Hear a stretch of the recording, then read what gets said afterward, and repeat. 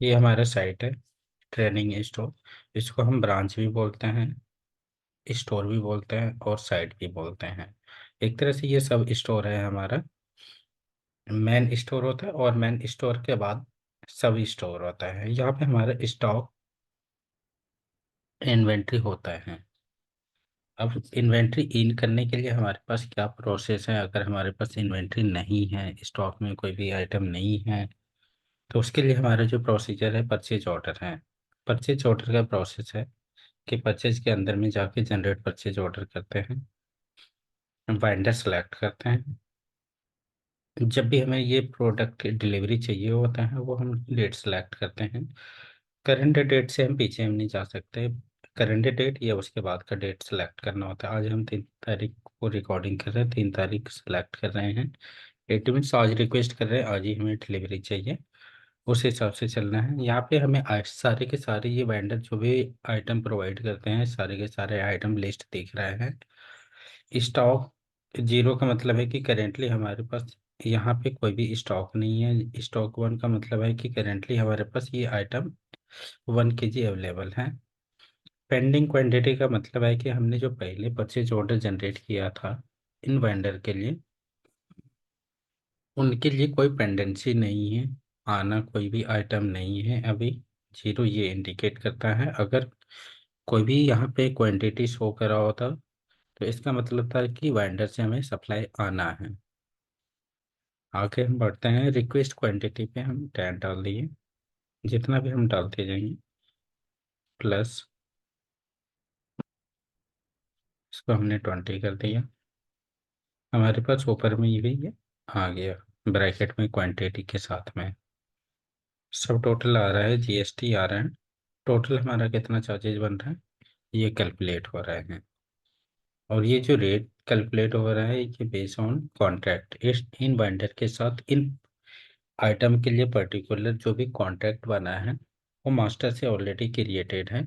वहां से उठ के ये कैलकुलेट करके दिखा रहे हैं। अब हम रिक्वेस्ट कर देते हैं। ये हमने रिक्वेस्ट कर दिया। जब तक कि ये हमें एडमिन अप्रूव नहीं करते हैं तब तक हमारे डैशबोर्ड पे यहाँ पे दिखता रहेगा। हमने जो आज के डेट में क्रिएट किया है, ये लास्ट वाला पीओ किया है, जिसका कि लास्ट में 5430 है।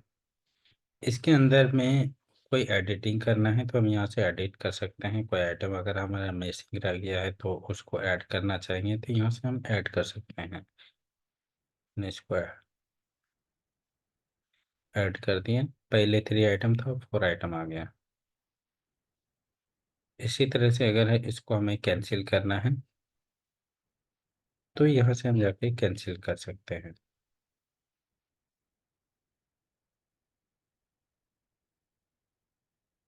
अभी ये एडमिन पे हम चलते हैं, एडमिन पे देखते हैं कि क्या रिक्वेस्ट आए हुए हैं।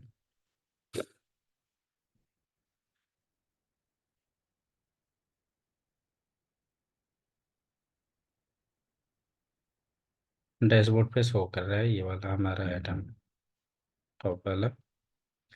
इसको हम यहाँ से ओपन करते हैं। ये हमारे पास ओपन हो गया।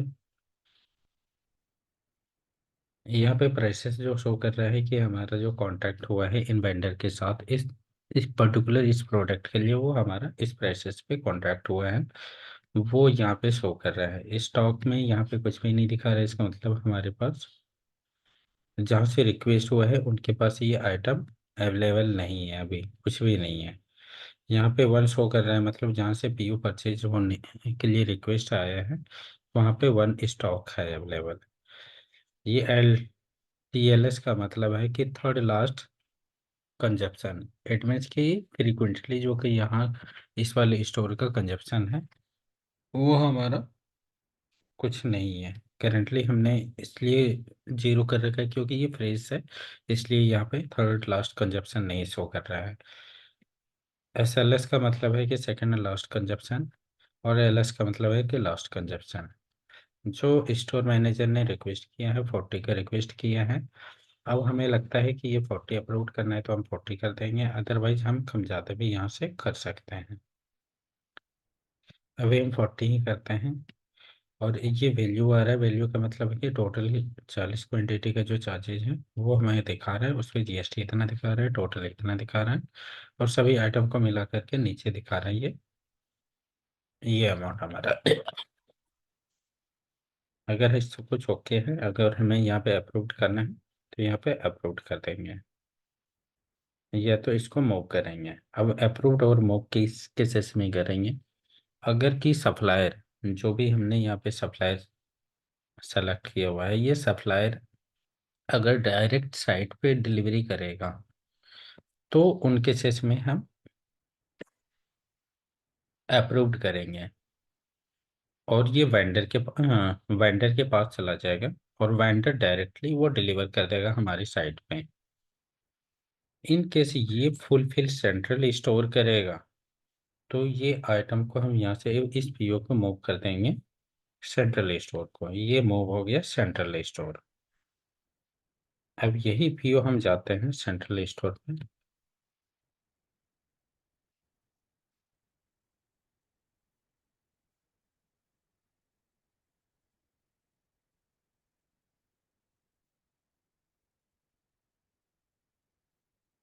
सेंट्रल एडमिन ने मूव किया है, इसलिए हम यहाँ मूव पे देखेंगे।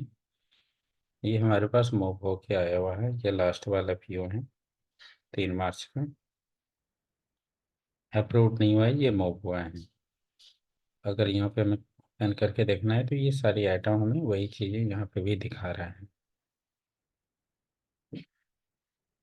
यहाँ से हमें क्या करना है, डिस्पैच करना है। और डिस्पैच करने के लिए भी हमारे पास स्टॉक में होना चाहिए ये आइटम, जब भी हमारे पास से स्टॉक आउट होगा। तो सबसे पहले क्या करेंगे, इस परचेज ऑर्डर के बिहाफ पे हमारे पास अगर स्टॉक नहीं है तो हम भी अपने वेंडर से सप्लायर मंगवाएंगे। तो यहाँ पे रिक्वेस्ट आई प्रोडक्ट है। सेंट्रल स्टोर क्या होता है कि मल्टीपल साइट को मेंटेन करते हैं।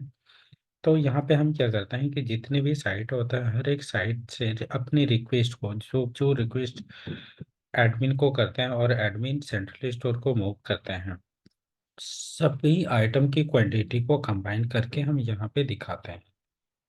8 में से यहाँ पे जीरो है। जीरो का मतलब ये है कि आटा किसी भी स्टोर ने हमें रिक्वेस्ट नहीं किया है।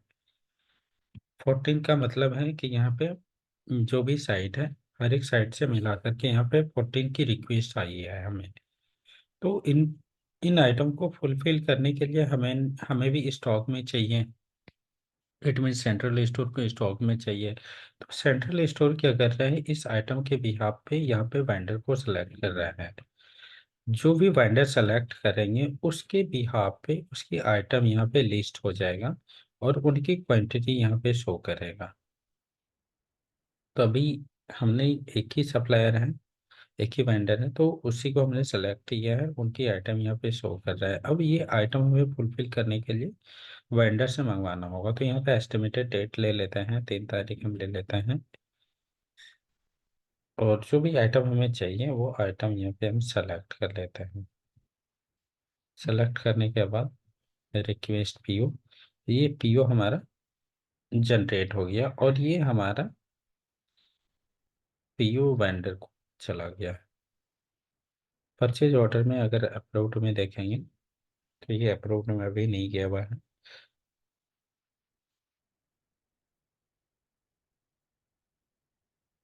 अभी यहाँ पे इसलिए नहीं शो कर रहा है कि एडमिन अप्रूव नहीं किया हुआ है, और ये हमारे डैशबोर्ड पे दिख रहा है जैसे साइट पे दिख रहा था। यहाँ पे सेम चीज़ें हैं, मॉडिफिकेशन कुछ करना है तो यहाँ से मॉडिफाई कर सकते हैं, अदरवाइज ये पीओ को अप्रूव्ड करना होगा एडमिन से।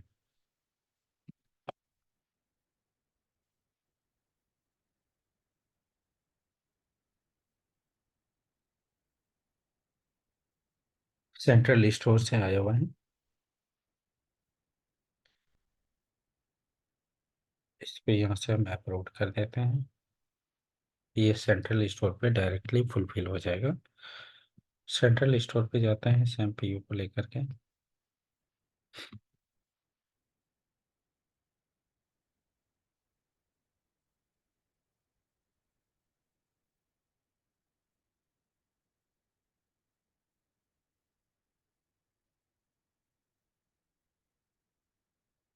ये वाला हमारा पीओ था टॉप वाला। ये हमारा अप्रूव्ड हो गया, यहाँ पे अप्रूव्ड में यस दिखा रहा है। अब क्या करना है, इस पीओ के अगेंस्ट में जब हमारे पास फिजिकल स्टॉक आ जाएगा सेंट्रल के पास, सेंट्रल स्टोर के पास, तो वो रिसीविंग करेगा, रिक्वेस्ट क्वांटिटी रिसीव करेगा। अब रिसीव करने के लिए पीओ को पहले ढूंढना है। हमारे पास ये परचेज ऑर्डर आ गया, यहाँ पे पेंडिंग शो कर रहा है। मैंने जीआरएन पे जाना है, जनरेट जीआरएन करना है। यहाँ पे जो भी ड्राइवर लेके आया हुआ है हमारा प्रोडक्ट, उस ड्राइवर का नाम होगा, ड्राइवर नेम, उनका मोबाइल नंबर, जिस भी व्हीकल पे लेके आया हुआ है व्हीकल का नंबर, इनवॉइस नंबर,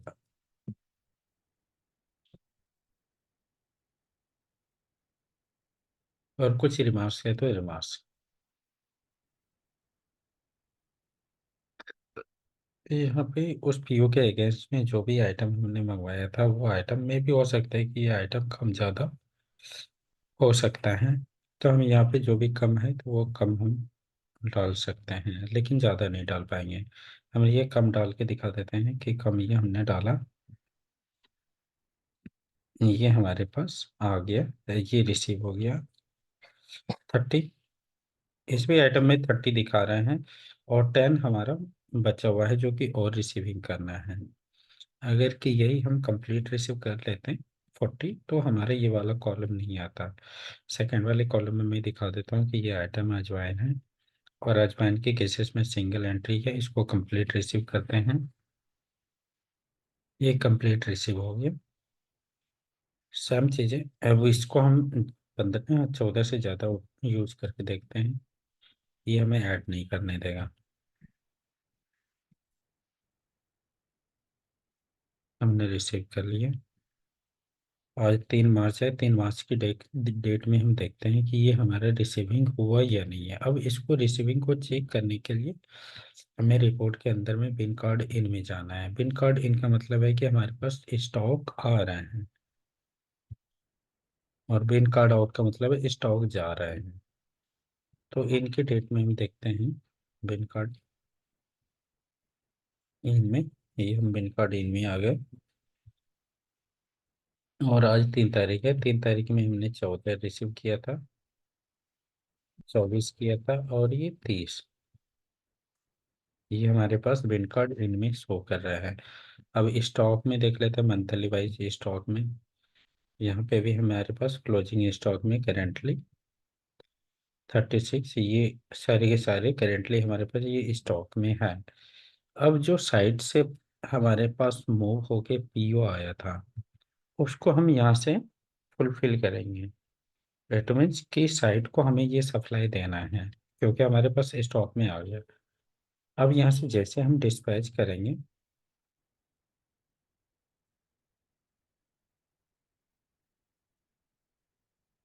ये हमारे पास स्टॉक में नहीं है कुछ आइटम, ये क्योंकि हमें साइट ने मांगा था 40, और हमने 30 ही मंगवाया, तो इस वजह से ये हमें अप्रूव नहीं करने दे रहा है।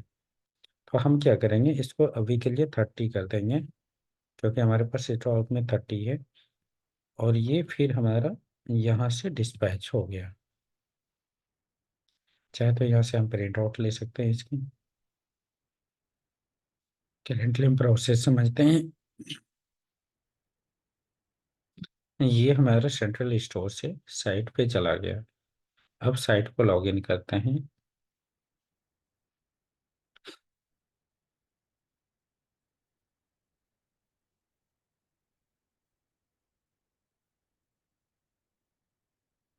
ये हमारा साइट है। साइट के अंदर में अगर हम परचेज के अंदर में देखते हैं, तो ये वाला पीओ है 3 मार्च का, ये हमारा अप्रूव्ड हो गया है। यहाँ पे जो भी आइटम हमने रिक्वेस्ट किया था और जो अप्रूव्ड हुआ है वो आइटम यहाँ पे दिखा रहे हैं। इसको अब रिसीविंग करनी है हमें। रिसीव करने के लिए 25 के अंदर में जाना है।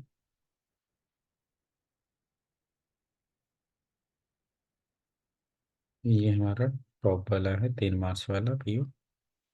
पेंडिंग शो कर रहा है करेंटली। जनरेट CRM में नो शो कर रहा है। मैनेज में हम जाएंगे। Generate ERN same process. Driver name, mobile number,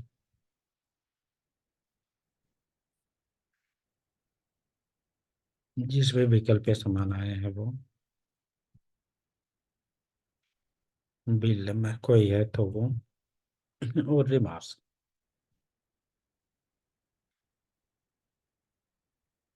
same जो है वो रिफिल है। अगर कम आए तो वहाँ यहाँ से हम कम कम ज़्यादा कर सकते हैं।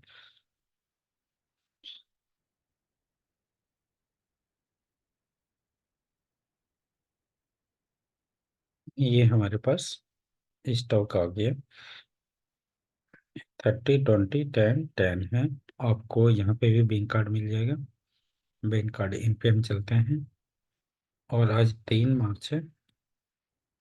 यहाँ पे 10 10 20 30 ये आइटम हमने रिसीव किया है। अब इस आइटम को रिसीव करने के बाद इसकी कंजप्शन जो होता है, ये रेडी फॉर फूड के लिए है। तो ये तैयार होने के लिए किचन में जाता है। तो हम क्या करते हैं, किचन के अंदर में इस आइटम को शो करते हैं। हमारे पास ये वन स्टॉक है। और यहाँ पे जो भी चीज़ें स्टॉक शो करता है ये लॉट वाइज करता है शो। जितने भी हैं, जितनी बार रिसीविंग करते हैं आइटम को उतनी बार एंट्री होते हैं। और उसी के बिहाफ पे हमें यहाँ पे एक्शन के अंदर में कमिंग सून एक्सपायरी का हाईलाइटेड होता है। कि कोई भी 30 दिन से पुराना आइटम रिसीव किया हुआ होता है तो हम रिसीविंग डेट के हिसाब से 30 दिन कैलकुलेट करते हैं। और वो सिस्टम दिखा देता है कि ये आपका एक्सपायरी होने वाला है और इसको जल्दी से आप यूज कर लो। बट अभी हमने आज की डेट में ही किया हुआ है आइटम रिसीव, तो वो कमिंग सून एक्सपायरी का ऑप्शन नहीं आ रहा है। इसको हमने इशू कर दिया।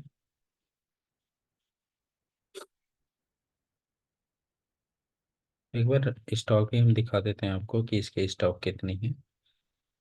यहाँ पे देखिए 10 10 10। ये सारे के सारे 10 10 है। इसको यहाँ से हम देख लेते हैं दोबारा से इशू करके।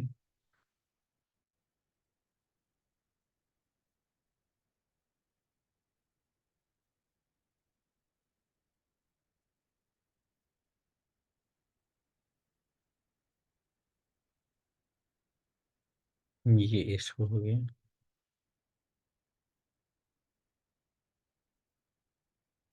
ये हमने आज के डेट में एक इशू किया था। ये 5 इशू किए हैं। ये हमारे यहाँ पे दिखा दिए स्टॉक के अंदर में। ये डब कुछ मॉडिफिकेशन वगैरह चल रहा है शायद, इस वजह से यहाँ पे स्टॉक हमारा मैनेज नहीं हो रहा है इन्वेंट्री में। इन्वेंट्री रिपोर्ट में ये शो नहीं हो रहा है।